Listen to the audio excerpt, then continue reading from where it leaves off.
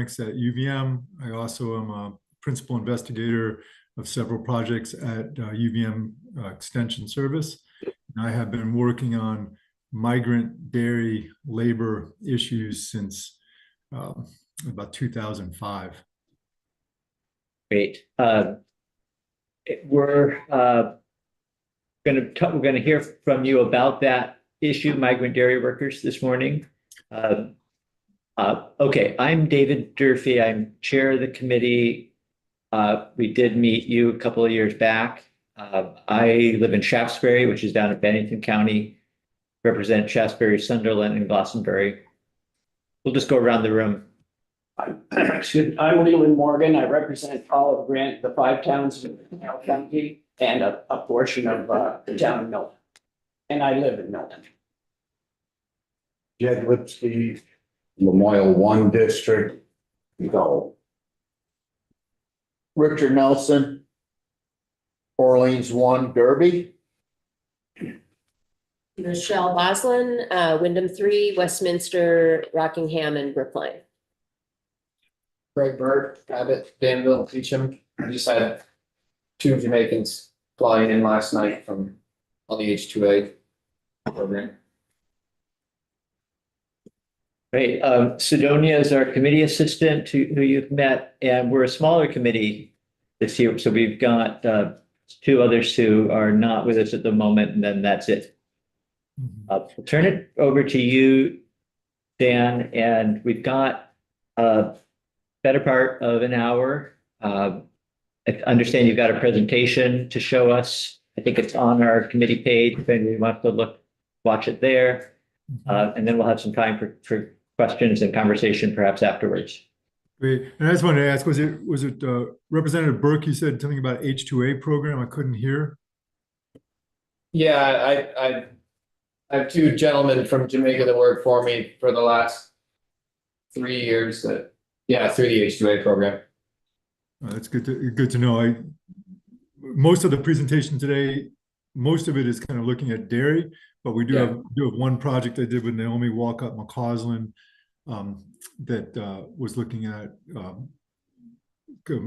mental health and well-being, and we did some work with Jamaican farm workers, and the housing program also provides housing for Jamaican workers. And just recently, I think you probably saw there was a Department of Labor memo about kind of increased preparation for H2A workers in relation to housing. Well, thank you again so much, everyone, for the committee for the time. Let me see if I can get my presentation up here. Here we go.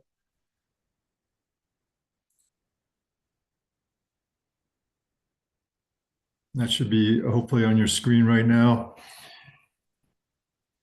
Yes. Okay. I'm sorry I couldn't be there in person this morning. I appreciate the opportunity to present online.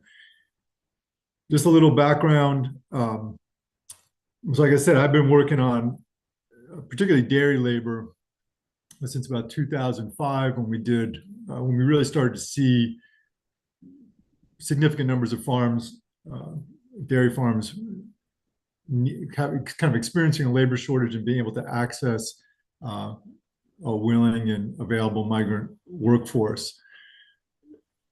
I've been interviewing farmers and farm workers, kind of alternating for many years. I just wanted to put this slide up, and some of you may have seen this from past years, just kind of reinforcing like why do we need to hire so many migrant farm workers? It is because there is a worsening situation in terms of the availability of domestic farm labor. And that was, we did a survey in 2010 and farmers, and a survey in 2018 of farmers. By 2018, farms that we're interviewing, and these are only dairy farms that hire labor, so not those farms that were only using family labor, but farms that hire labor in Vermont, over 90% employed migrant workers. So we're very high dependence on this workforce. I'm going to talk a little bit about that if you'd like, but overall, really, I think our dairy farmers overall very, very appreciative of the work that migrant farm workers do. I was going to talk today a little bit about some of the kind of findings for some recent work that I've done, and in partnership with several others. We did in 2016 and 2018-19. I've been to the community before to talk a little bit about a research project on migrant dairy farm worker stress, which found that concern about being injured, concerns about housing, and particularly concern about immigration status were major stressors. That stress research led to some of the current projects right now. We just completed the Migrant Dairy Farm Worker Safety Program, which is funded by the Northeast Dairy Business Innovation Center. Have an ongoing project in partnership with Champlain Housing Trust, funded by VHCB, on farm worker housing. And that is both, that's all farms and all farm workers that are receiving on-farm housing. And then we just finished a project in partnership with Naomi Walcott McCausland of UVM Extension, and funded by the Farmer and Rancher Stress Network and the Agency of Agriculture on farm worker mental health. And that was, we focused there on migrant dairy farm workers, and as well as H-2A workers. Dan, are these all the three projects that you just listed there, the bullet points? Are these research projects, or are they something else? Yeah, my approach to research for many years has been kind of take an action research approach. So you do research and then you develop kind of projects to address those needs. So in the case of the stress survey, we found high levels of concern about being injured on dairy farms, and we developed a program to actually provide training, on-farm training for farm workers in Spanish and English on farm safety. Similarly, in the housing program, we found about a third of farm workers were extremely stressed about housing, and we were able to use that really with your assistance to develop a program with Champlain Housing Trust and VHCB to actually repair farm worker housing. So that's been sort of my model to do research and then look for opportunities to address those priorities. I think they call it an action research approach. Yeah. Thank you for the question. I think the committee is aware that we have kind of many sectors in our ag industry that are dependent on seasonal farm workers who are able to come here on the H-2A visa, like Senator Burke we were talking about earlier.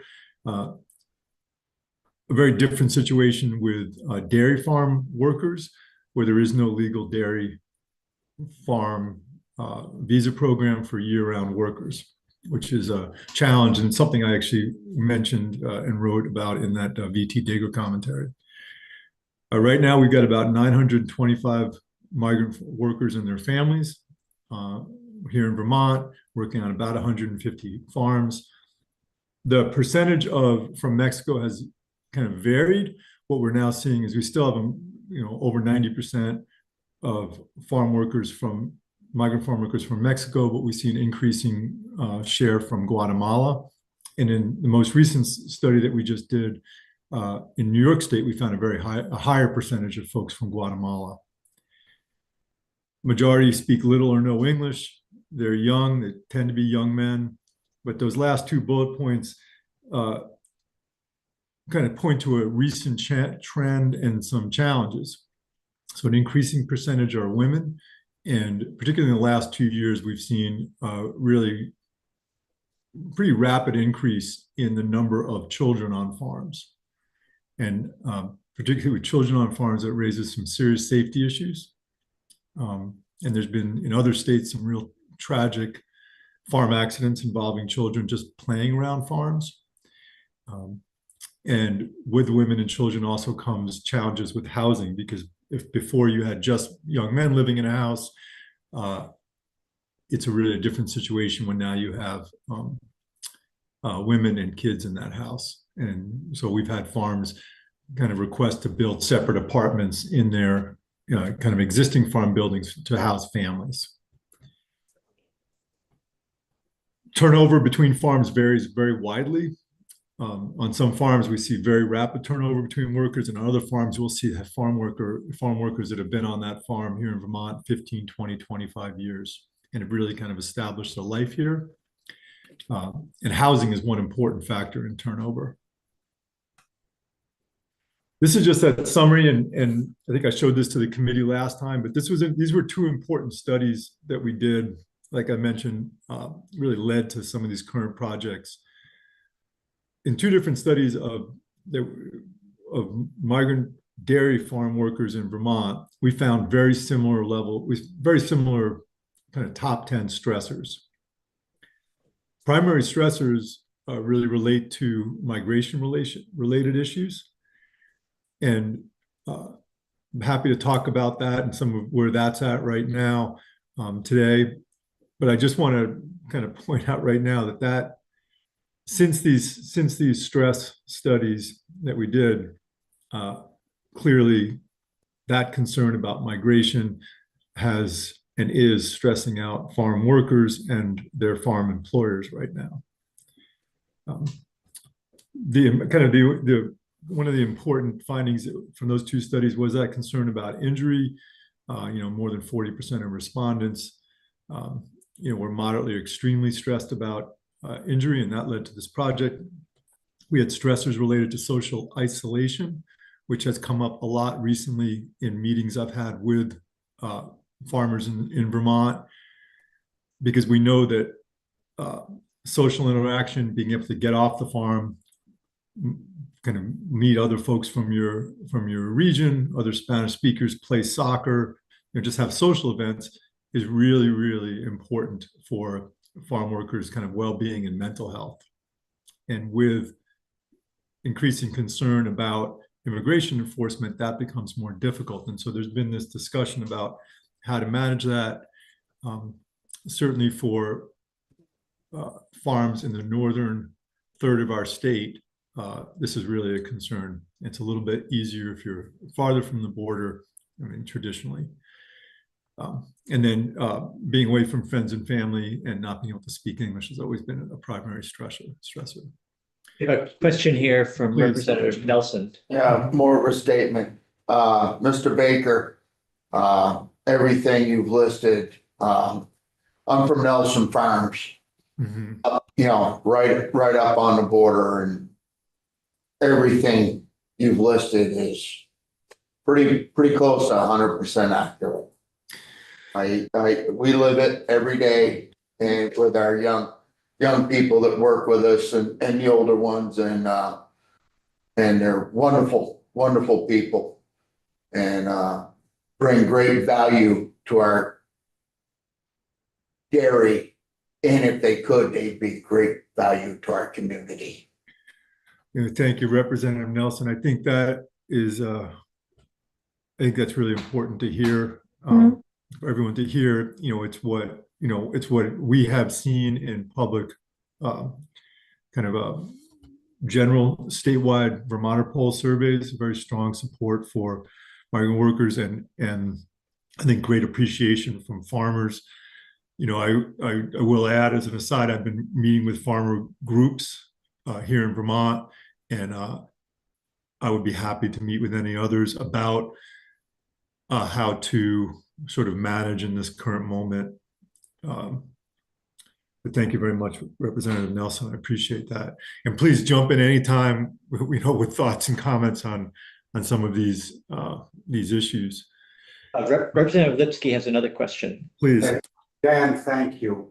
I'm going back when you were referencing trends that you're finding that there are more women or families with children, and if we have dwindling school populations, do these migrant workers, are they able to attend public school and participate? And has that enhanced their socialization, meaning the workers and their children in various farm communities? Yeah, it's a great question, Representative Lipsky. So the Vermont UVM Extension, the Migrant Education Program specifically works on assisting children of migrant communities enter our, and function in our public schools. So those children do go to public schools, and we do have a program at UVM Extension to facilitate that.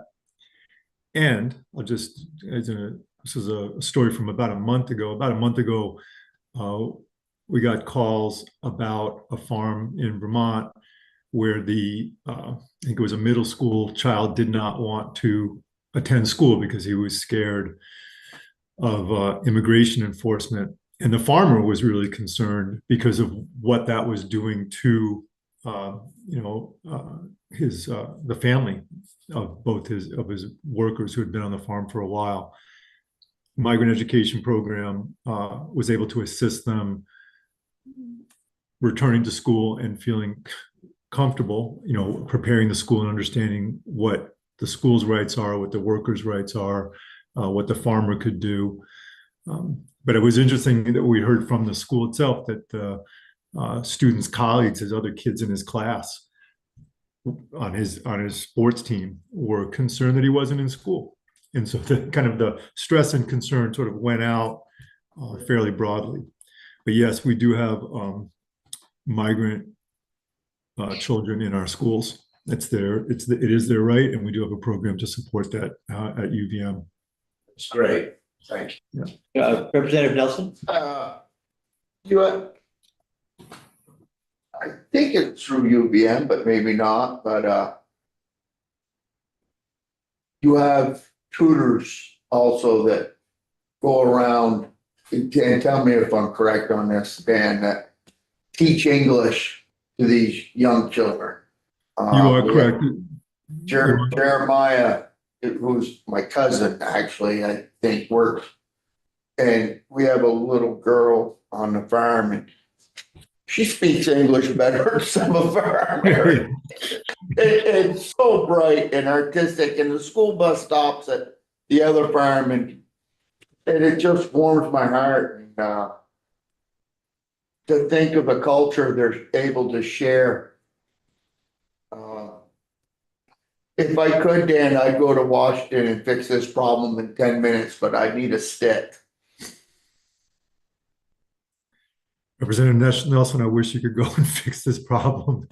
But yeah, the Migrant Education Program does go to farms and provide English language training to farm workers, and they're also developing online resources.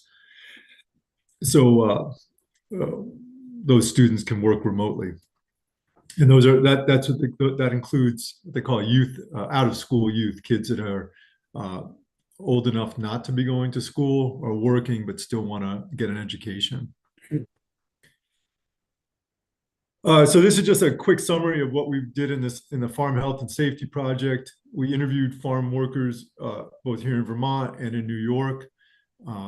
We interviewed workers in 12 counties in Vermont, so it was really very widespread. We provided farm training, on-farm training, safety training in Spanish and English on 41 farms.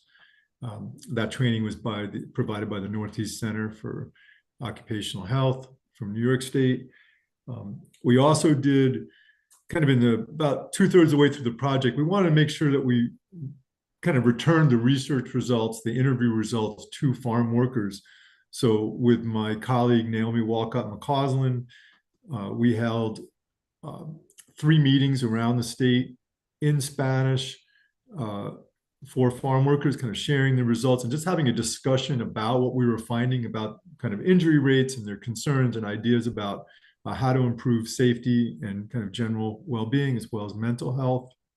And then last spring, we had a large research roundtable at UVM to kind of share the results from all these projects, as well as have a really interesting discussion in the afternoon about kind of what folks in the room thought we could do to improve well-being. And I'll finish with a little discussion there of those kind of like that discussion. So just a little bit of kind of data, when we look at where our farm workers are from here in Vermont and New York, the majority are actually from about as far south as you can get in Mexico, as well as northern Guatemala, really coming a long way to get all the way up here in the north part of the United States. The majority, like I said, don't speak very little English or no English. And I think what's happened, and I'm sure Representative Nelson, you're familiar, this is like over the last, 10, 15 years, we do see more workers who have been here longer who can speak a little bit more English, which is really helpful. We also see more interpreters available. And then, you go on farms all the time and they're using their phones and they're doing that instant translation. So that's really been an improvement. However, even with all of that, over 60% of workers reported that they thought their level of English affected their ability to work safely. And Representative Nelson, go ahead. And beware what you say around them, because they understand English a lot better than they let on. I can tell you that for a fact. Oh yeah, absolutely. They are intelligent people. Very much so. And they are uncomfortable speaking English, and they will work hard so I can understand their Spanish. But they can. I understand what you're putting up here, but they learn. Yeah, absolutely. I'm just thinking back in like 2010 when we were talking to farmers about how they were communicating with their workers, like hand signals was one of the ways. Yeah. And it's still an important way, I mean, even for English speakers, you point, but things are improving for sure. And absolutely, I think many workers would very much like to learn more English. Go ahead, Representative Morgan. You had mentioned that there are workers that have been there for many years, and I assume they're here, under with visas to be here to work. Is there a process where those people that have been here so long could actually do what it takes to become U.S. citizens or dual citizens? Or do they not concern themselves about such things? There is no visa program for year-round dairy farm workers at this time. I mean, that would be because of one of the almost easy fixes that the federal government could take right now to address this issue. No, many of these workers, so there are some workers, I just want to point out, some workers that are here with green cards or residence or residency or have married a U.S. citizen, so they would have a path to citizenship. In my research, we do not ask anyone's immigration status. And I've certainly met many workers who are here on one form of a legal visa. There's also, so that's possible, but simply being here for 20 years does not provide you a path to citizenship or residency. Thank you. Yeah. And again, in that VT Digger article, that was one of the things that I was suggesting to our congressional delegation, that might be an area where there could be some progress, that we could actually have what used to be called the blue card program or some legal visa program. This slide here, I just wanted to point out, and I think everyone here knows this, but I just want to point out that farming is a risky business. You have to be very careful, and there are quite a few injuries on farms. And this is from the NIOSH, National Institute for Occupational Safety and Health, where they said that farming is one of the few industries in which family members are also at risk for fatal and non-fatal injuries. So this is, particularly in dairy, you're working with large animals, heavy equipment, long hours. For migrant workers, they face those additional challenges of limited English, variable provision of job training, kind of those background stressors. So, concerned about family, social isolation, all those other concerns are on their minds, as well as just kind of the occupational hazards of agriculture. What we do find is that over 50% of the workers we surveyed in Vermont had experienced an injury. Most of them, the majority, had experienced kind of multiple injuries. And we did collect some data on the type of injuries. There's certainly a lot of injury from working with cows. Guys, as a couple of indications of the severity of the injury, about 30% still suffered from an earlier injury. And about, for the first injury they reported, about 50% had to go see a doctor. About 2/3 of those visits were paid reportedly 100% by the farmer, and about 17% were covered in Addison County by the Open Door Clinic, which is a free clinic, really a tremendous resource here in Addison County. And about 42% of the folks who were injured had to miss work due to that injury. And what we did find is about 50% for those workers who had to miss more than 3 days of work due to injury, a little bit over half were paid for recovery time. In New York State, where farms are larger and have more workers, and a much higher percentage of them are under essentially the OSHA threshold, over 11 workers, about 80% were paid for missing work for 3 or more days. Dan, does your research look at whether migrant farm workers were enrolled in any sort of health insurance plan, either through the state or possibly by an employer? We did look at that a few years ago. It's very, very few farm workers have health insurance. A very small fraction. We did look at safety training, and this was kind of the focus of this project. So a couple of things. About almost 60% of workers in Vermont, farm workers in Vermont, migrant farm workers, said they received some safety training when they began work on their current farm. The majority of that safety training was by co-workers. So a lot of times when I go on farms, I'll see a farm worker on a skid steer, and I'll say, how'd you learn? Who taught you how to drive a skid steer? And a lot of times it's another farm worker. And I think a lot about skid steers a lot. I think it's an area where I'd love to see more training. We did several trainings on skid steers in the classroom in this last round.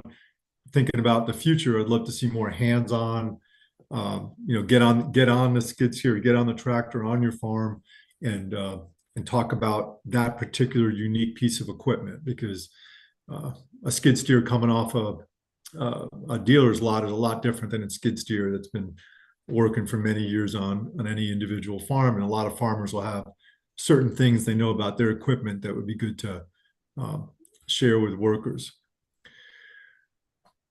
So, they're always concerned about that kind of like the kind of the children's game of telephone, where, how well that coworker that's doing the training understands the safety issues. And that's a little bit why we did this project. The vast majority, almost 90% of farm workers in Vermont would like to see more safety training.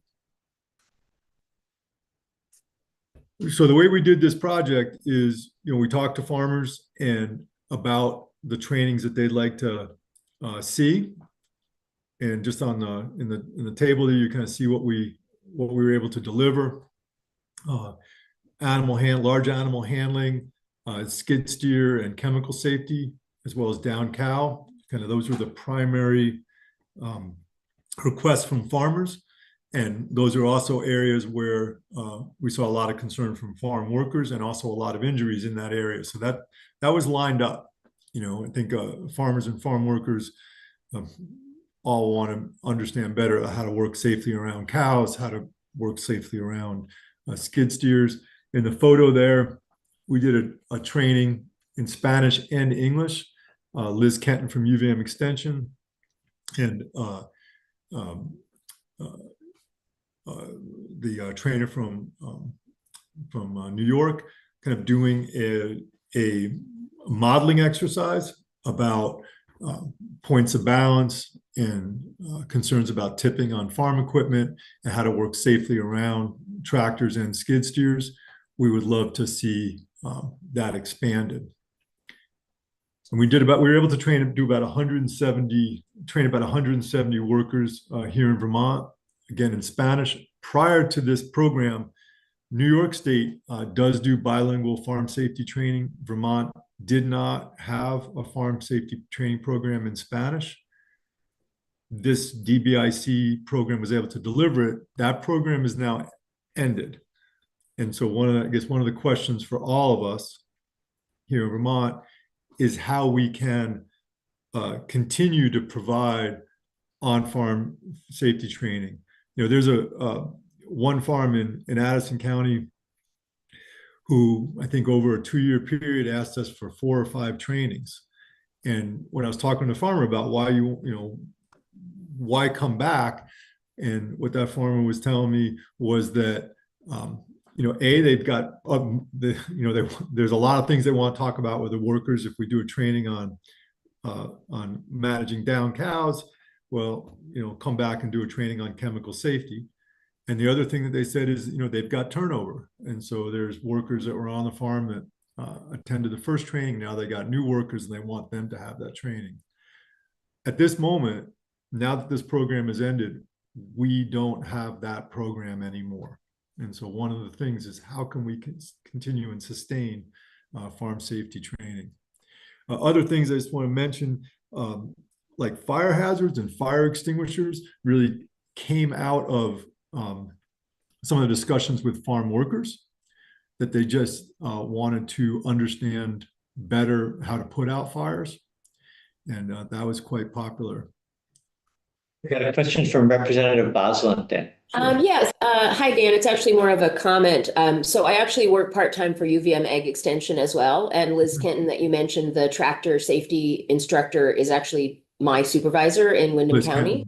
Kenton. And she actually told me she's the only certified tractor safety instructor in the state of Vermont right now.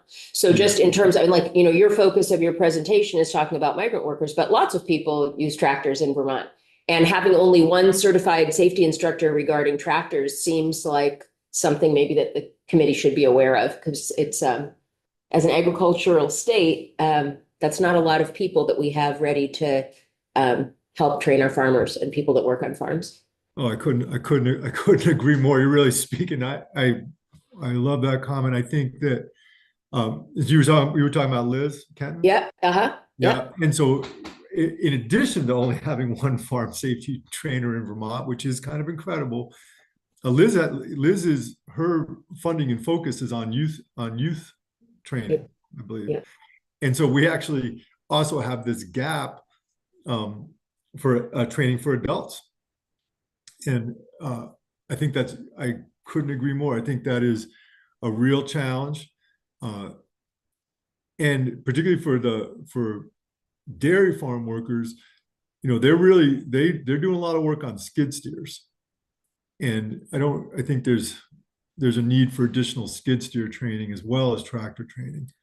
But absolutely, there's a real need there. And as I was saying before, I think developing the capacity in the state to really be working directly with equipment, where we could do equipment training outside the classroom, sitting on a tractor or skid steer, and being able to just communicate for this piece of equipment on this farm what you want to be aware of.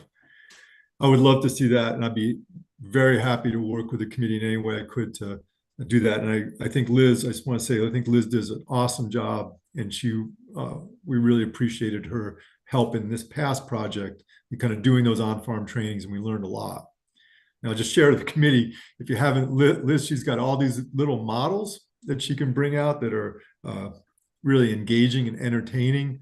while teaching some really important and really could be potentially life-saving safety features. I'll mention just in the last couple of years, and I'm sure you all know this, the risk is not just to farm workers, but definitely to farmers. And we've had a couple of really severe and in one case fatal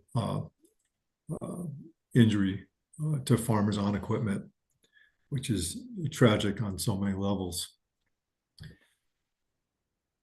Beyond kind of that, the kind of the core safety training, we kind of expanded out a little bit, and we talked to farm workers about kind of other interests they have in training. And some of these, we did this this was a couple of years ago, last year, year before. I had an interest in what farm workers understood about animal to human, human to animal disease transmission, they call zoonotic diseases. And we found very little training about that. I think 75% of the folks we interviewed had never received any information on that human-animal transmission. More than half are very interested, and most of the rest are somewhat interested in receiving that training. Now, today, when we're facing issues of bird flu, it really points to the need to do this type of work. And really, at this moment, right now, we don't have a program to do this, but it's something I think that we should be considering. So I'll give you one more slide. I think that the potential to really help our farms, from the farmers to U.S. workers to migrant workers, just learn more about how to be safer and healthier on farms. I think there's a real tremendous opportunity there to go a little bit broader. Here's one more example. We asked farm workers about whether they wanted to learn about personal practices to manage stress, because we know that there's a lot of stress that they're experiencing, as are our farmers experiencing. And we found more than 3/4 said they'd definitely like to learn how to manage and reduce stress. And we actually did do some trainings in New York. They've been working on some trainings to just teach very kind of basic sort of, as you heard, sort of mindfulness, breathing exercises, ways to just sort of be here now and not get too wound up. I mean, I was talking to one farm worker, we asked about his stress levels. He was like, oh, I'm not, not stressed, not stressed, not stressed. But then later on, he was like, but I can't sleep. And, clearly he was very stressed. And, from an employer's perspective, having a worker who's really not sleeping well, obviously he or she's not going to be as productive, and it's more dangerous. So this is an area, I think, of great potential. I've talked to, again, within UVM Extension, if we were able to obtain funding, I think we would love to start working on this sort of a wellness program that could do some traditional farm safety training, as well as kind of doing this a little bit expanded health and well-being. So very high interest in learning things like breathing, yoga, mindfulness. With Naomi, again, we did a program funded by FirstHand, mental health. We were really focusing on kind of the availability and access to mental health services here in Vermont. What we found is that there is a lot of work that's being done sort of on the end of staying healthy and staying mentally healthy. So the soccer programs that we do around the state, social programs, that outreach that Representative Nelson was talking about to teach English, all those things are kind of on the thriving end of the spectrum. But for folks that are in crisis or really struggling, we really don't have very much. And I always think it's important to remember that for many workers, they've gone through a lot to get here. I mean, there was a reason there's a reason they migrated. because of stresses at home, economic stress or social turmoil, even threats of violence that caused them or required them to leave their homes. They get up here through a lot of times a really tremendously difficult journey. And all of that stress that they're holding inside themselves, for some folks can really be really pretty devastating. What we found was that when mental health services are provided, so Open Door, for example, had a counselor and is now, I think, actually got a part-time counselor. When counselors are available, workers want to go, and those services are very much utilized. We talked to some workers in those little stakeholder meetings about the potential for a peer-to-peer counseling, which has been sometimes used for police officers. And we found that particular model, peer-to-peer, didn't sit well with folks. They wanted that privacy and the confidentiality of a professional counselor. Right now in Vermont, we have very few of those. We have very few Spanish-speaking mental health counselors, and then we have very limited funding to pay for the ones that we have. So that's a real need. I remember a farmer calling me up about 2 years ago saying, I've had this worker on my farm for many years, and I'm just seeing in the last few weeks, like something's going on with that person. And we did refer them to Open Door Clinic at that point. Kind of last bigger project, I talked a little bit about this last year, for Latino and Latino workers, dairy workers, about 100% receive housing on farm, a much higher rate than from U.S. workers who have more mobility and more connections into the community. We saw in 2016 about 11% of farm workers were stressed about their housing. And I always point out, and I think I probably mentioned this last year, I think this is useful because we do have some farm worker housing that really is deficient, but it's not all our farm worker housing. And about 2/3 of workers had either no stress or limited stress about farm worker housing, about their housing, which is important. So because it helps us kind of get our handle around, the problem, that it's not every single farm that has an issue.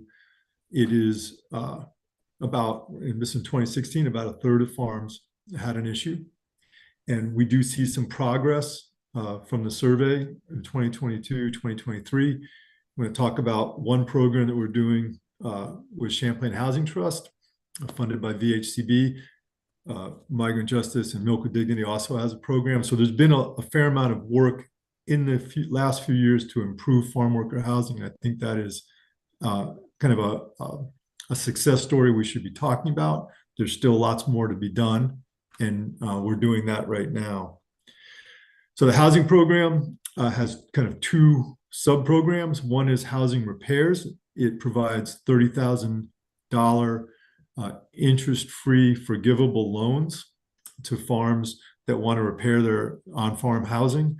So if you maintain good quality housing for 10 years, you can see that $30,000 loan basically disappear. It's been a very popular program. We have a smaller program that is housing replacements. In that program, farms that have an existing house have been able to be funded to put an entirely new house there. I will mention that one gap that we are hearing about are farms that there's kind of two situations that is not currently funded. One is where you've got where a farmer wants to build a new house that wasn't an existing house and needs assistance for that. There is no funding right now to help them build a brand new house.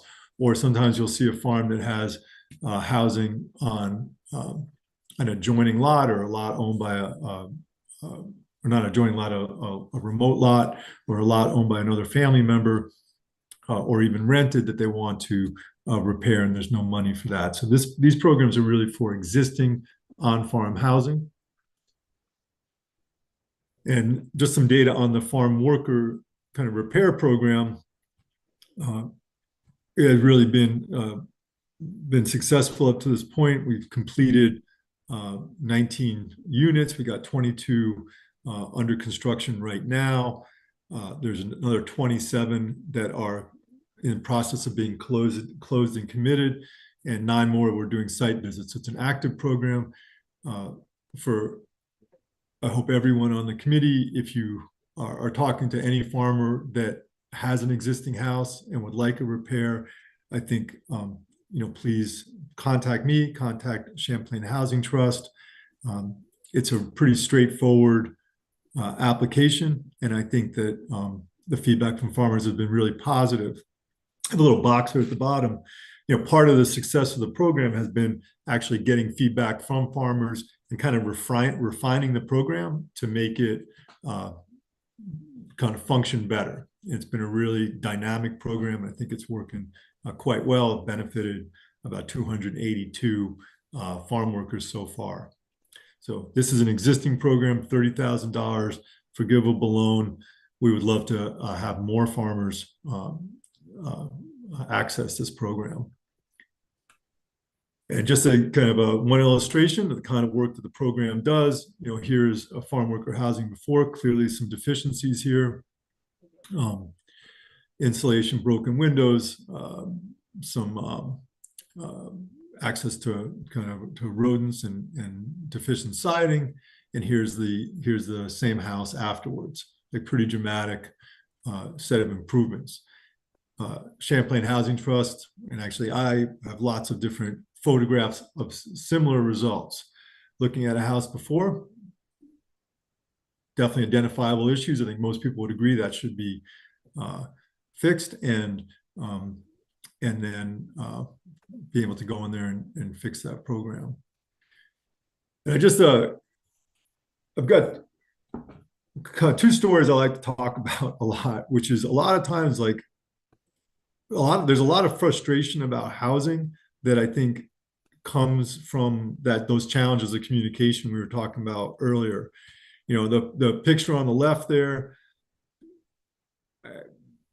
innumerable times I go on a farm, I'm talking to a farmer about housing issues, and that farmer is very, very, very frustrated about grease in the sink. And can't understand, like he's in there or she's in there every couple of weeks cleaning out a clogged drain because the workers are putting grease down the drain. And a lot of times I'll talk to a farmer, I'll be like, well, do the workers know what to do with the grease? And a lot of times they haven't had that conversation. And when you talk to the workers, they're like, well, we don't know. So in the picture on the left here, that's actually kitchen grease being chucked out a window because there's not really any solution, or no solution's been talked about. So both farm workers and farmers would just be a lot happier if they had that conversation of what to do about that issue. Another one you see really common, drives everybody crazy, farmers and farm workers, is workers tearing out a smoke alarm because they're being bothered by that beeping. And it's the same thing. Like, have you taken the time at a farm meeting to talk about how to change batteries in smoke alarms, how to deal with, issues with, hardwired smoke alarms and batteries? Why not to just tear them off the ceiling? Also, a lot of that is just like a communication issue, and make everybody's life better if we had that. And again, language issues and cultural issues are challenges, and I do think UVM Extension can help there. Representative Nelson, you had a question? Yeah. Dan, they are incredibly resourceful in how they cook, and when you go with them to the grocery store or pick their groceries up for them. They buy, you know, raw ingredients and they make their own salsa and they do, and they cook so well, but they use an incredible amount of oil and they cook it on nuclear. And the stovetops and the smoke and I realize it's a cultural thing, but it's part of the training when we trained about skid steers, if we trained about the kitchen. It would help the farmer and their employees a little bit, because I think that picture could have been taken at one of our places. I know it wasn't, but I've seen it, I've lived it. Oh, yeah. The oil. Yeah, it's no joke. It drives people crazy. It does,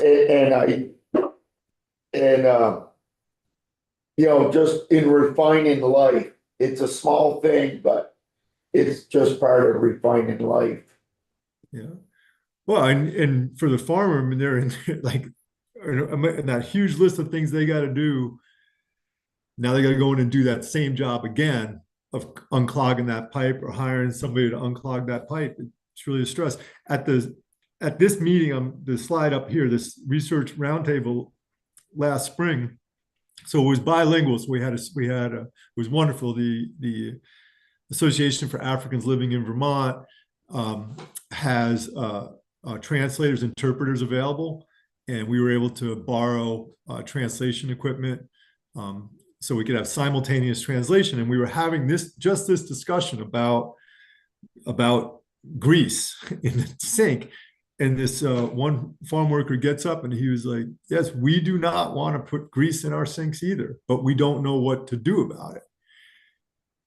And, you know, when you've got, like you said, language and cultural issues, it really takes some effort to have that conversation. I asked one farmer, well, what do you want them to do with it? And they were like, you know, like they takes them a moment to think about, well, what is it they even want to tell? Like you said, Representative Nelson, that's a lot of grease, you know, and a lot of frying. And, you know, what's the plan you want to be sharing with them for how to manage it? Because you don't want to putting it down the sink, and you probably don't want to chuck it out the window. So what is your farm's plan for how to manage that grease? Yeah, exactly. So I just thought the same thing, you know, 5-gallon oil bucket and a funnel. There you go. And, You know, and solve a lot of problems. So this last spring was interesting. Like I said, we did this. We want kind of our interest right now is really just sharing this information, having a good conversation. I worked on kind of this question with folks from around the dairy industry prior to the meeting, and there was a lot of consensus that on this statement, everyone agrees that farm workers should be safe at work for moral and ethical to practical reasons. How we get to the place where all farm workers experience good, safe, healthy workplaces and living conditions, that's the question.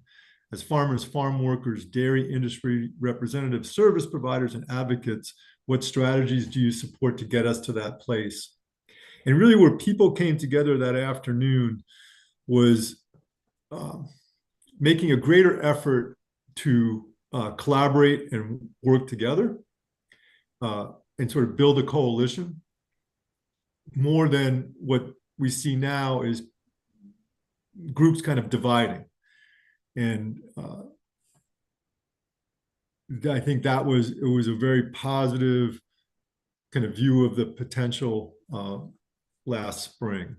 And so I think that's still kind of on deck about how we do this, how we really bring people together more frequently to talk about these issues. And, you know, again, the grease and the fire alarms is one sort of simple example where what we need is to be talking. You know, I think there's a lot of other areas where greater collaboration could really help. Just a couple of conclusions. The last slide here. Our dairy farms both here in Vermont and across the United States are very, very, very dependent on migrant workers. The last really nationality is done by NM in 20, found that more than about 80% of the milk in the United States was produced with migrant labor. At this moment, as far as I have heard to date, we have not seen a spike in immigration enforcement on dairy farms. We did just see 9 workers picked up at a sawmill over in New York State. And I think for any individual farm to lose all their workers, when the majority of their workers would really be quite devastating. There really isn't a plan B right now. And that is a concern. A legal visa program at the federal level would obviously help us tremendously. The other thing that's a real concern we've been talking about today about farm worker training, educational services, healthcare services. A lot of those critical services that support our agricultural industry are under threat from budget and staffing cuts. And how we're going to make up for that is a real important, really important question at this moment. We made a lot of progress designing and implementing programs. A lot of those programs were shoestring before, and we really don't have a lot of extra in their budget to manage many cuts. So we're going to need to move forward on that. I think a lot of the ideas that came up today, I think, really speak to that. There's a lot of opportunity. We just need to support it. And with that, I appreciate all the questions, and I really appreciate the time and interest of the committee today. I always just kind of welcome ideas or questions about things about how we can move forward, and certainly always happy to share any data that we have. Thank you very much. Dan, thank you. Thank you, Dan. Yeah, it's been really helpful to hear directly from you as having been involved with these development of the programs, the research and the follow-up. It might be helpful for us, and this is, I'm thinking aloud, and it may apply well beyond the work that you do, but to the extent that the committee, the legislature and the committee, in particular, can be made aware of specific areas where federal cuts are having a direct impact that the state may or may not be able to step in and pick up some slack on. That would be helpful. So if you could just keep that in mind, and at some point between now and the middle of May or whenever we wrap up, the budget is a work in progress. Mm-hmm. But next year's budget, and I know that there's everyone is clear that there may be areas where federal cuts are something that we have to deal with, and that the state may need to step in some cases. And so having as much data and information as we can, will be helpful in general. Well, thank you very much. I appreciate that very much, and I will share that with kind of colleagues and organizations. I just also want to just share that I'm also happy to meet with any farm organizations. There are some things that I think farms could be doing now to just better or just to sort of ride out some of the potential situations they could face. And so just to kind of extend that out to anybody. I just had a really good meeting just a few weeks ago with a group of farmers that was very positive. And it was actually summed up in the Champlain Valley Farmer Coalition newsletter recently. All right. Well, thank you again. Again, yeah, thank you. And thank you for that feedback. And I certainly would be happy to share that with, I will share that with colleagues. Righty. Okay. We'll see you soon. Thanks very much. Okay, bye-bye. So we're running a little over, and we've got next on our agenda is introductions from some of the folks at Susu Community Farm down in Windham County. I wonder whether the committee could take 3 minutes just to take a quick break, and I apologize. We'll add on some time at the end to make sure that we have enough time to cover this, but let's just take a quick pause. We don't even need to turn off the live stream, but we'll mute the room. Folks can stretch, and then we'll be right back. And thank you for your patience, Krista and Amber.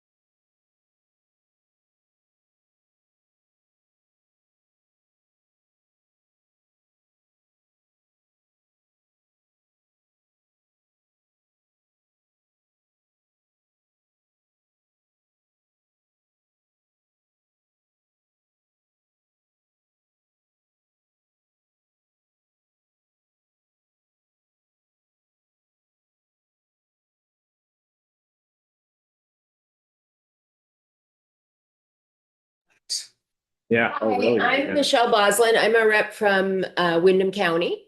I actually have to go testify about a program called Vermonters Feeding Vermonters, H167, that's going to provide hopefully $2 million to make designated grants to farmers around the state to provide food for vulnerable individuals. And I was just wondering if you folks had participated in that already, because the program's actually been around in one form or another since 2018. Are you asking us? Yeah. Yeah, sorry. I'm looking at you on the screen. I don't know where to look. Okay. Just you and the eye. I have to leave in like 3 minutes. And I just thought, oh, if you guys had participated, that would be interesting for me to know. Yeah, we Yes. did. We have participated in Vermonters Feeding Vermonters. And what was your experience? Was it useful? What kind of utilization? was An extremely useful program, Yeah. and they supported us starting when we first started our farm. So that was really our first funding for funding Yeah. our CSA program. Yeah. And they did share with us that they were losing a lot of the funding, so that got significantly cut for us. But that is one of the main foundational pieces that funds our free CSA program. Right. So it funds the free CSA. Was there any other specific produce that like you got a contract to provide berries to the food bank or something like that? Or the CSAs were how you used your funds? Yeah, we use it for our BIPOC CSA, and then we also used part of it to pay another local farmer to grow food for our CSA boxes. Great. Thank you so much. Mhm. Michelle, if you want to get the door, maybe to see if anybody's lurking out there and encourage them to come in. Okay, all right. We'll go ahead and get started, and sorry for the informal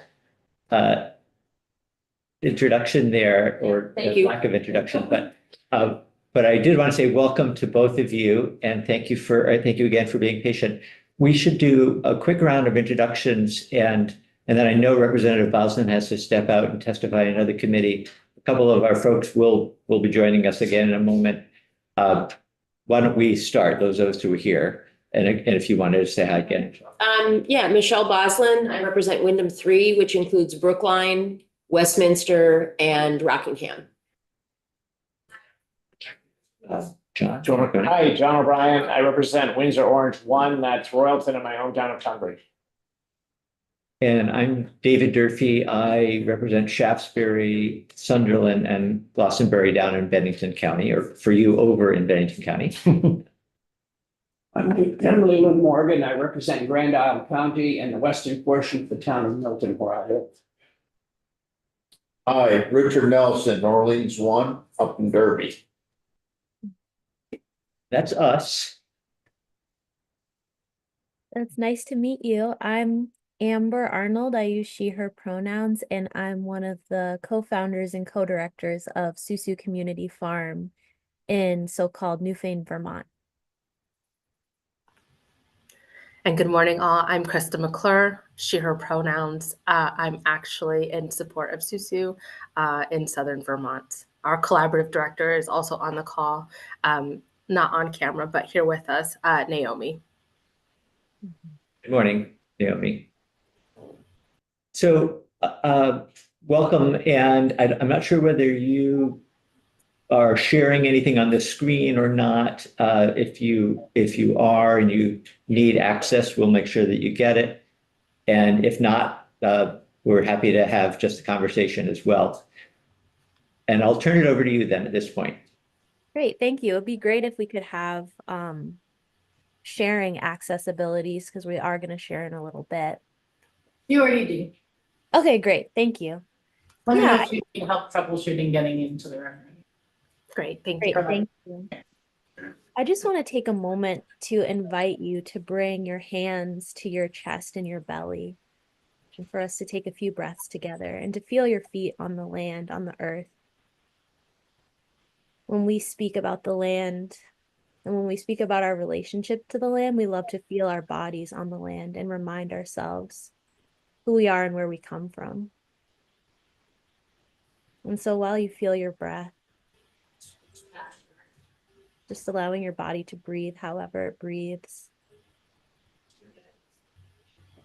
And I want to invite you to speak these words 3 times with me. And I'll say them once, and then we can say them together 3 times. Nobody is free until everybody is free. Nobody is free until everybody is free. Nobody is free until everybody is free. Nobody is free until everybody is free. You can just bring your hands back to your legs or your body, wherever you want, just giving thanks to the land. And the words that I just shared with you are the words of our elevated ancestor, Fannie Lou Hamer, who in 1964 stood before the Democratic National Convention and demanded accountability. And in that meeting, she challenged the seating of Mississippi's all-white delegation, and she asked the question, is this America, the land of the free and the home of the brave, where we have to sleep with our telephones on the hooks because our lives are threatened daily, simply because we want to live as decent human beings in America? And her testimony shook the world. She stood with unshakable courage, exposing the painful realities Black Americans were facing. And today, as I am here before you, I feel her spirit and her wisdom and the weight of her words in my bones. Because I too, as a Black womanist farmer, a liberatory worker, much like Fannie Lou Hamer was, I'm here because she was, and so many Black femmes and female farmers like me have mustered the courage to farm and protect our communities because of the road that Fannie Lou Hamer paved for us. And you see, for far too long, the voices, the work, and the lives of Black women have been silenced because we have always known how to care for our people. We know how to build the worlds we need, and we understand the strategies required to transform oppressive systems from the inside out. And that is a threat to those in positions of power who perpetuate oppression, violence, and racialized trauma. And that's why I ask you to connect your hands with your heart and with your breath and with the earth beneath you, and to reflect on Fannie Lou Hamer's words, nobody is free until everybody is free. These hands and our heartbeat and our breath and our presence, this is our power and this is our strength. And it's our commitment to collectivism, to the Susu, to the vision of community reciprocity, resource sharing, and collective action that is necessary for our survival in these times.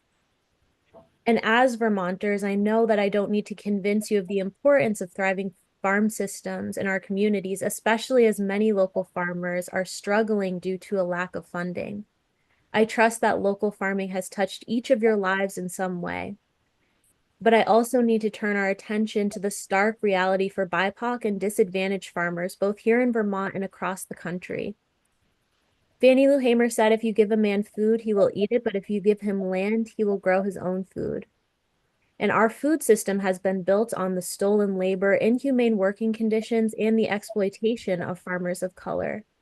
The health of our ecosystems and the survival of our communities depend on the wisdom of Indigenous peoples who have protected the lands and waterways for millennia. Yet this sacred knowledge is being bulldozed and erased, despite the fact that Indigenous people protect 80% of the world's remaining biodiversity. In Vermont, while only around 18 of over 7,000 farms are Black owned, we know that the labor that feeds our communities, especially in agriculture, is disproportionately performed by BIPOC and disadvantaged farmers. Yet these communities remain disenfranchised without power, land ownership, resources, or agency. Large institutions continue to receive generational support while we're passed down crumbs. But let me tell you this, we are the ones planning for the next 7 generations. We are the ones with the tools to restore our relationship with the land through cultural reclamation. We are the last hope for the survival of our people based on ancestral practices that are under threat daily. And we imagine a different future. And we believe that you too know that change is possible. We're calling on you to help create that future, to walk alongside us and to make a bold stand in the face of injustice. We need to boldly commit to resourcing BIPOC and disadvantaged farmers to provide them with a true voice, agency, and support. And we need to protect and pass down traditional ecological knowledge that will cultivate resilience in our climate and in our communities. And that's why we're requesting an appropriations line for Susu Community Farms' immersive incubator program which will serve BIPOC and disadvantaged farmers in Vermont. We ask for your hand in solidarity to invest in a program that will empower farmers, protect our ecosystems, and create a thriving and resilient food system. This immersive incubator program aims to address the challenges faced by BIPOC and disadvantaged farmers by creating a network of partners working together to build systems that go beyond conventional practices. And we envision a world where accessibility to food is rooted in our communities, where traditional and ecological knowledge, kinship networks, and cultural farming practices are at the center, and where the resilience of BIPOC farmers is centered, boldly resourced, and uplifted. We're asking you to support this initiative by including a line item in the state budget for the sustainability of BIPOC and disadvantaged Farmer Immersive Program Fund. Just as Seattle's sugary tax has supported health programs and food access, we believe Vermont can be a leader in supporting these farmers and the transformation of our food systems. Our work is not just about food, it's about building systems that honor the wisdom of the land and the people who have protected it. We stand here asking for your bold action to take a stand for justice, equity, cultural reclamation, and sustainability. And to remember, nobody is free until everybody is free. This is an invitation to bring Fannie Lou Hamer's words and work to life.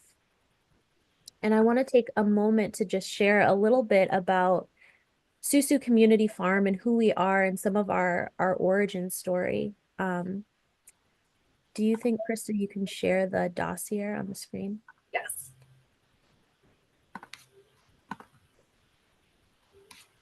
Is it shared? Yes, yeah, we can see it. Perfect.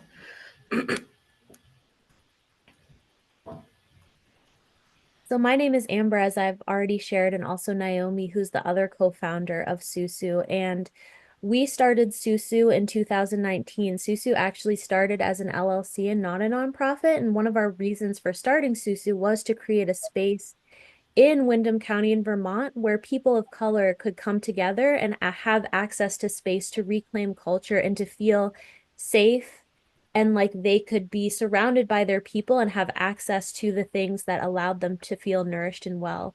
And through our original Susu Botanica, we had a botanica, a place where we offered medicinal herbs and remedies for people of color, and we offered different healing programs, sound healing and yoga and other classes like that. And when COVID happened, we started to see a lot of the inequities that were happening in our communities, where a lot of other communities around the country were experiencing food apartheid. What we were seeing was that, you know, in a state that highly values farming and access to local and fresh foods, that there was disproportionate amounts of access to white folks to be able to access food and people who had access to wealth, where people of color and people who did not have access to wealth were not able to access food in the same ways. And so part of us starting Susu Community Farm was to create equitability amongst our community so that everyone could have access to fresh and local food. And our organization was built off the premise that food is a birthright. It's not something that should be commodified, and it's not something that people should have to work for in order to access. And so we started with a free CSA program, which brought together a bunch of local farms in our community to all bring food and different herbal products and things that our community was making to people of color as a tangible and physical reminder to our people that you matter, that we care about you, and that you deserve beauty, you deserve nourishment, you deserve joy, and you deserve care. And through that program, we grew into purchasing a 37-acre farm in Newfane, where we still run the BIPOC CSA program, where we grow a large variety of Afro-Indigenous crops, and we work with many local farmers to include organic meat and eggs and bread and dairy products, vegan products, rice, locally grown rice and beans, and all different things from our local farm partners to really start to build a collective ecosystem in Vermont around resource sharing and around collective farming and what it means to actually care for our communities together rather than centering into individualistic farm practices that leave many people burnt out and struggling and lacking resources. And our farm also hosts many other programs that are all designed to connect people of color and our allies back to our relationship with the land and back to our relationship with our bodies, and able to reclaim traditional ecological knowledge and ancestral practices so that we can really grow food and work within the earth in a way that not only provides sustenance for all of us, but actually is in deep relationship with the ecosystem that we are a part of, so that we can be building very climate resilient food systems and life ways for our people to live in, because clearly the way that we have been practicing farming and tending to the earth isn't supporting the earth. But we have many ancestral practices and we have many cultural practices that exist today that have the antidote and the answers to really building healthy, thriving, climate resilient communities. And so that is the work that we center into bringing forth to Vermont at Susu Community Farm.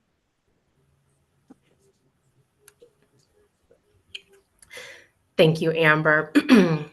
Good morning again, all. My name is Krista McClure. As I had previously introduced myself, I actually was welcomed by Susu Community Farm last fall. And so I had been kind of brainstorming ways in which Susu can look to diversify revenue that's coming into the organization in order to be able to uplift the overall long-term goals and objectives of this organization.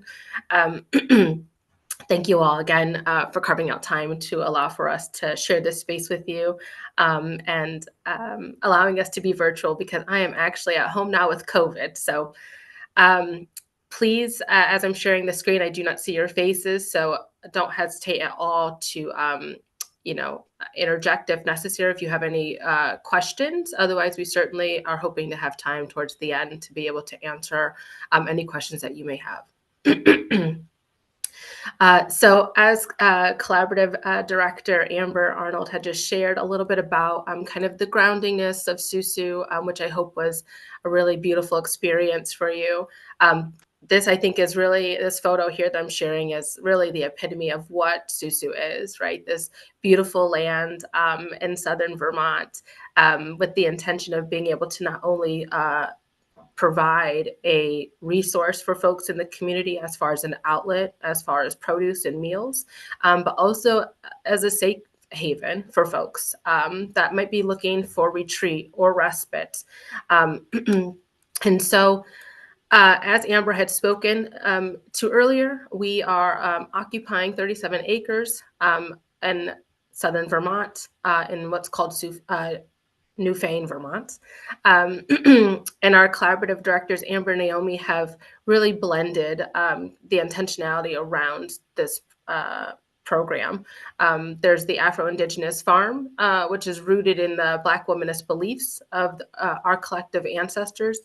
And in general, we're committed to creating a homemade fill of love for the people of the global majority to heal, gather, and thrive in safety, dignity, and belonging.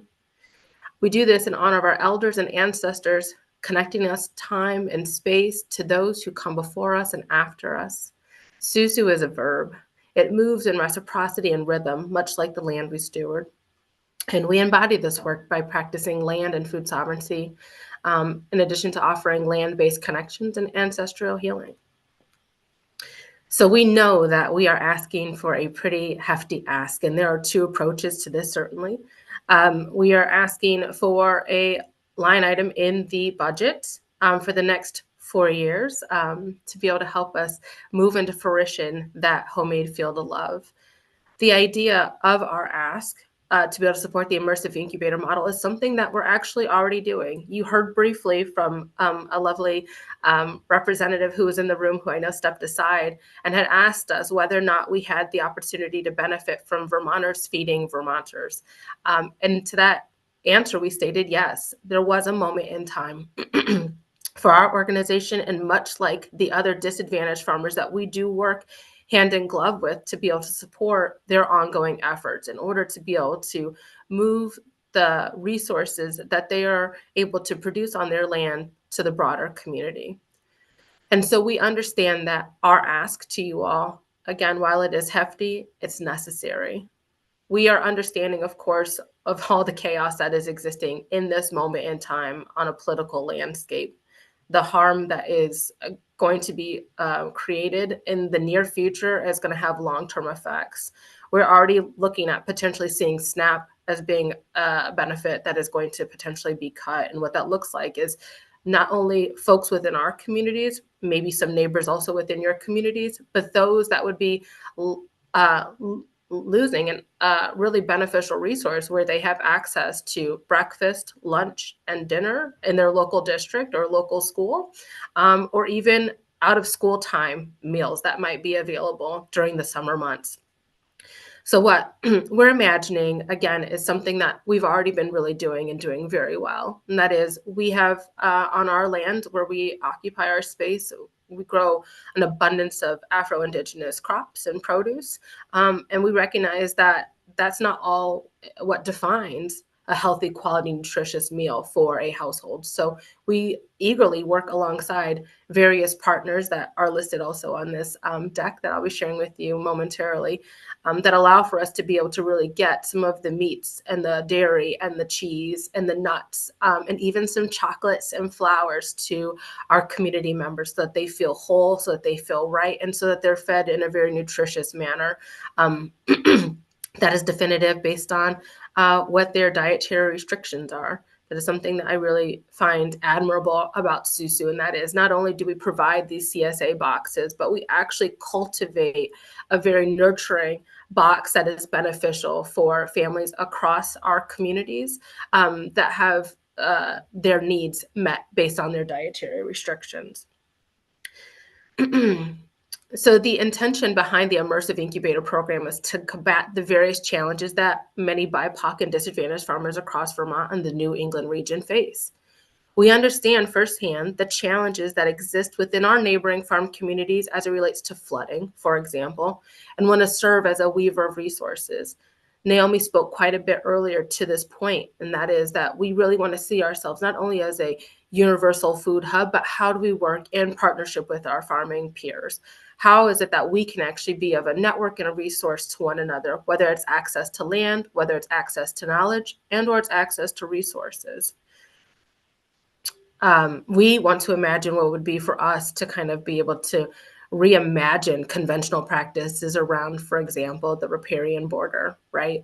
And so what does that look like? That might look like we're working with the local community conservation department, but that might also look like we're learning as a community about the benefits of the conservation district or conservation agency, and then actually moving in parallel with an abundance of support from our neighboring partners, whereby not only are they supporting the land and the work on Susu, but we also see ourselves moving and supporting the land elsewhere on our neighboring farms. Really, again, trying to rethink and reshape what does farming look like, and to move away from this ideology of doing it alone. We know going alone doesn't always go fast. Sometimes it goes slow. And at this point in time, I think at the pulse of where we are in our country, we want to be able to be of service, not only to those within our community and our region, but for others to see us as a resource to them as well. Susu has long established its relation to Windham County residents through community engagement activities at a local farm, whereby we were first introduced, again, under that LLC. That was prior to acquiring the 37 acres of our cultural reclamation, which not only serves as an antidote to colonialism and racial capitalism, but serves as a path to climate resilience. Since grounding ourselves in our sanctuary, we've continued to support Windham County residents through meaningful community engagement and providing nutritionally add value foods through our CSA program. Our impact, for example, over the last 3 years has been that we have been able to engage 60-member households. And just to give a little bit more data, each household typically consists of about 4. So that's quite a large number of members that we are serving compared to, I think, like how small geographically we are and how much land we're actually activating in the sense of what we're growing. And so that converted to roughly 16,000 pounds of fresh produce. And in that was also the dairy, the meat, locally harvested honey, bread, eggs, and so forth. And it has been a really wonderful thing. And these are some of our partners that we've included. And again, what makes our relationship very unique is that we actually really move through hand in glove in partnership with Circle Mountain Farm, for example, or Wingate Farm. These are organizations that we actually lean into deeply. When we had funding, we would actually compensate them for X number of pounds, X number of quantity based on the number of families that we were serving within our CSA box of resilience to BIPOC families across Windham County.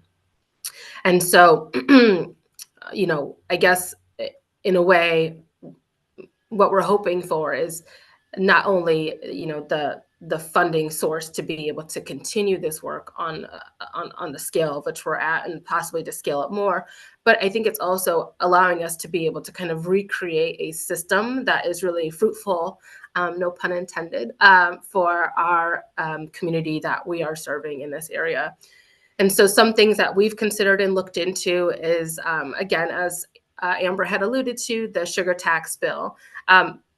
You know, and looking at kind of what Seattle had done. And I know that there have been some bills similarly within Vermont that have been introduced around creating this model. But I think what was really fascinating in the takeaway was just how much money they had seen in just the first few years, that they were able to actually tangibly turn that into grants for organizations within the community. Some of those organizations are grassroots organizations, similarly to farms, and in addition to like child and health services. And so for now, our immediate ask, again, would be a line item within the state budget, with the idea that maybe over time, once we can kind of test the model, I believe this is, you know, we're considering this a kind of a pilot phase, but I think once we've been able to really test the model and see the fruition of our work through the support of you know, your committee, to move to see whether or not we can actually reintroduce a bill that would be, you know, elusive for now and certainly into the future of SUSU and beyond. So why now? Again, as I spoke to a little bit earlier, we know, right? We're not turning a blind eye. I refuse to turn a blind eye to what we're seeing that's happening in the political landscape. And so we know that the Farm Bill was extended a bit. We also know that there's quite a bit of things that are being dismantled, whether that's the SNAP program, whether that's CDFIs potentially. And so what, again, the importance right now that I think we're looking to is that the need for families and communities across Vermont or even the region, it's a basic need. We know that there are individuals that are going without at this moment in time, especially with the high increase of costs on foods that are in the local market. And so we want to be able to kind of continue to serve in that gap in the interim and for the long term. We imagine a world where food accessibility is readily available within our communities. And we know that DEI is being, you know, dismantled, it's being chipped away. And so we ask that you see this as not only supporting, of course, BIPOC, but also disadvantaged farming community members. Those might be a mom and pop shop. And that might even just be a small group of folks that are actually doing something where they started to grow an item and they decided to move it to an add value. We understand that we're not in this alone. And so we are here not only speaking on our behalf, but on behalf of our farm partners, Windham County and all of Vermont. Thank you again for your time, and certainly happy to answer any questions that you might Great. have.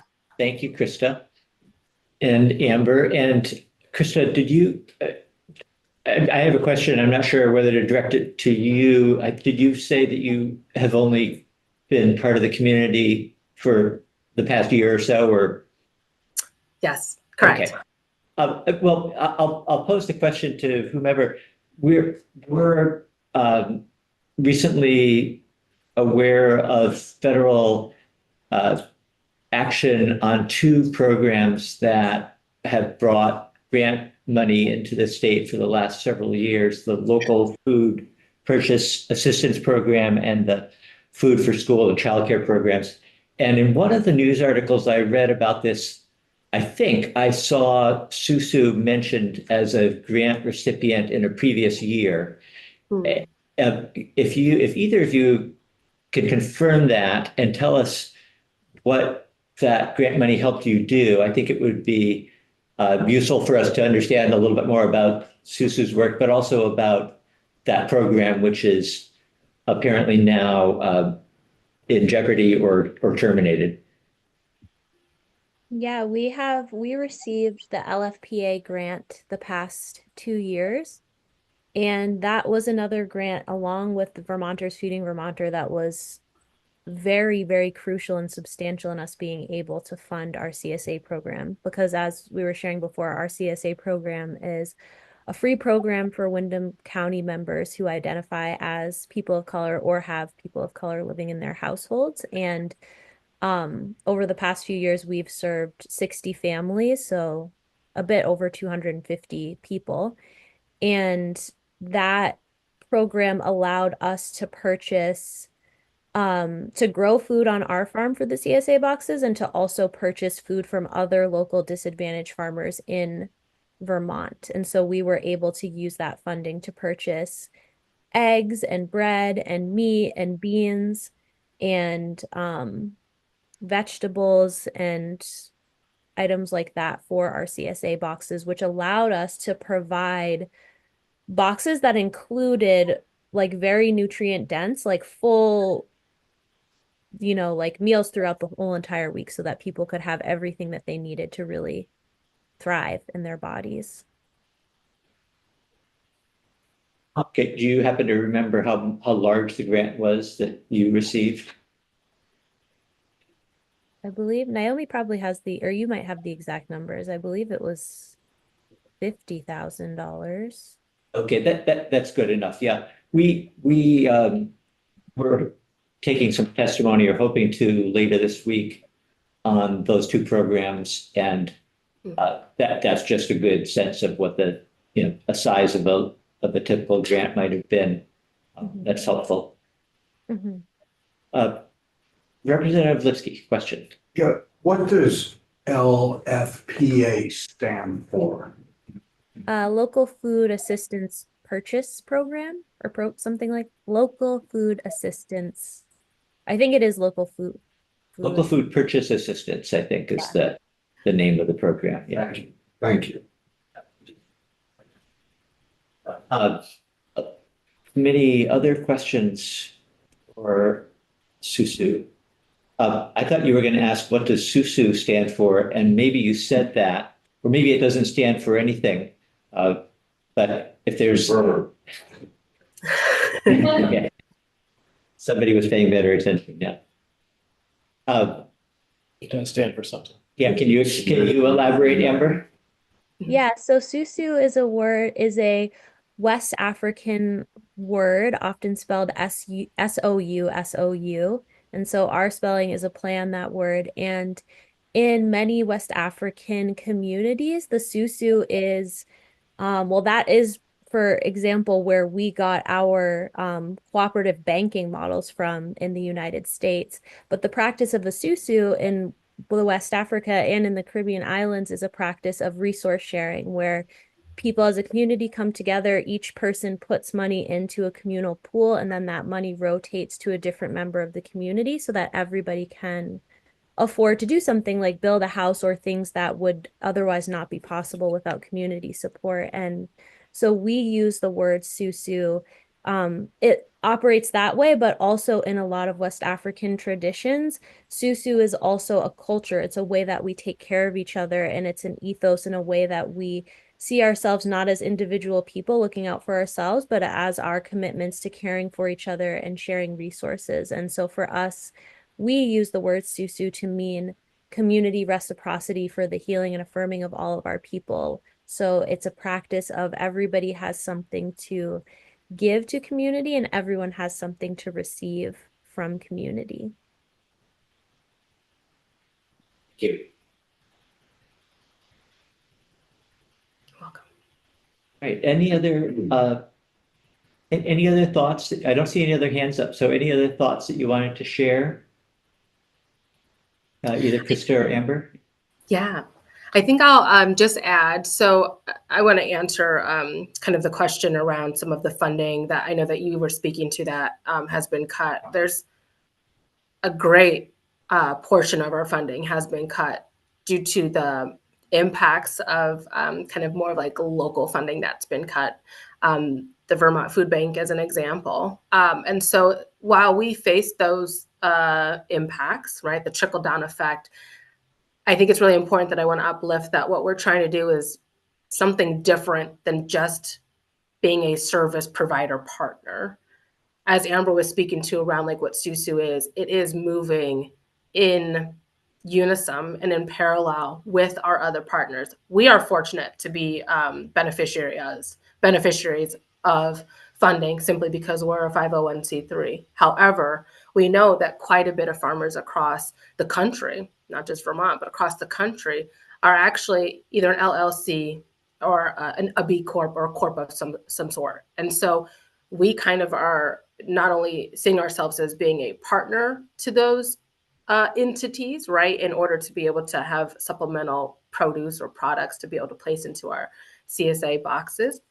But we also want to see ourselves in having more of an immersive and deeper relationship, again, than just being a service provider. We really want to see kind of more of a communal approach to really addressing the gaps that we're seeing and that we're facing, and how do we move into healthier practices, even around farming, right, or conservation of land. How do we take some of the resources and knowledge that we're receiving at Susu, which is great and abundant? We have great local partners. We have some national partners as well. How can we take what we're learning and apply it across our network of farm partners? So I just wanted to speak to that as well. Yeah, and just to add a little bit to what Krista was sharing, like I have a lot of gratitude for us being able to receive funding and work in partnership with the food bank and with the LFPA. And one of the things that is very, very crucial and important for us to be able to see is that this opportunity and what's happening now is an opportunity for us to really look at and reimagine how we're funding and how we're moving money and resources and supporting disadvantaged farmers, people of color farmers, because often what's happening is that we're moving large amounts of money to institutions and organizations who are not local farmers. These are not people who are in our communities, are actually farming food. And then that money is getting distributed to local farmers in very tiny amounts in ways that has very little wiggle room and isn't always adaptive and responsive to the needs of local farming communities. And so what we're wanting to do with this funding is really create a model where we can create a responsive and fluid system where we are bringing together local farm partners throughout the state of Vermont so that we can actually share resources, share ways and techniques of learning how to actually care for, work with the land, and understand how to be adaptive and to work with the different impacts of climate change to actually, you know, one of the things that we at Susu do is we actually go into our communities in the Caribbean and different places to actually learn from our elders and teachers who are protecting land and learn the farming practices of our people. And so we want to create a space where we can all come together and share the different ways that we actually grow food and care for the land in a way that creates climate resilience rather than continually pulling resources out of the land, which actually further perpetuates climate change. Or no shade to the USDA, but for example, when we have programs where we're just massively spreading one type of tree all along riparian buffers to try and prevent flooding, what actually happens is that attracts large amounts of pests because it's one kind of tree and there's no biodiversity, which then it creates all of these different issues. There is a beauty that happens with biodiversity that we have to be in deep relationship with if we really want to navigate climate change and we really want to build strong food systems. And to build strong food systems, we need to heavily invest in local food growing networks so that we as farmers can really support and learn from each other, and that we can together build really strong foundations that can be responsive to all of the different things that are happening in our environment right now, and that we can really bring this money and resource into our community. So when we have lots of money going to food programs that are heavily emphasizing canned food, which has very low nutrient quality and doesn't actually provide the nutrient density that people need to be healthy and well, what is happening is that money is all going out of our state. It's going to large corporations that are actually causing a lot of harm. And so we want to create systems where we're actually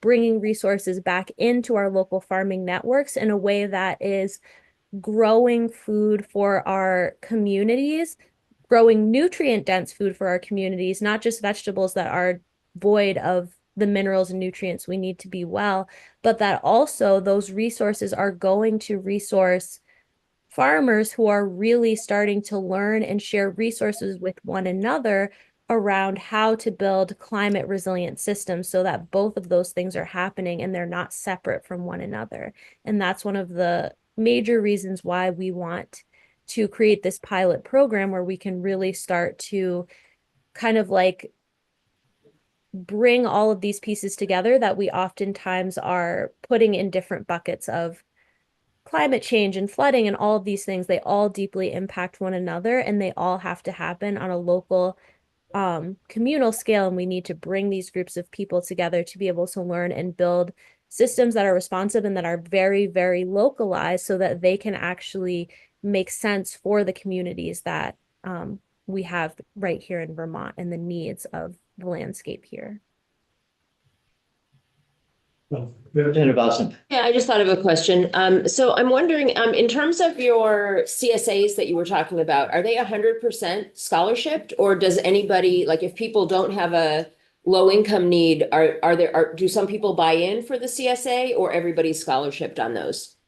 Currently, they're all grant funded. Have you ever thought of adapting that so that your funds could go farther and you could provide some through grants and others through people that are buying in? Mm-hmm. Yeah, that is something that we have been exploring. Okay, thanks. Well, I really appreciate your coming in today, and I imagine on a nice day like this, you might be actually doing some farming work. So we'll let you go. And I know Representative Supernaut, who is not with us today, is sorry that she missed your testimony, and perhaps she'll be in touch separately. But thank you again. And we committee will take. We've got our next witness is already in the room, but I think we'll take 10 minutes and then we'll come in and have to walk through of that next step. So.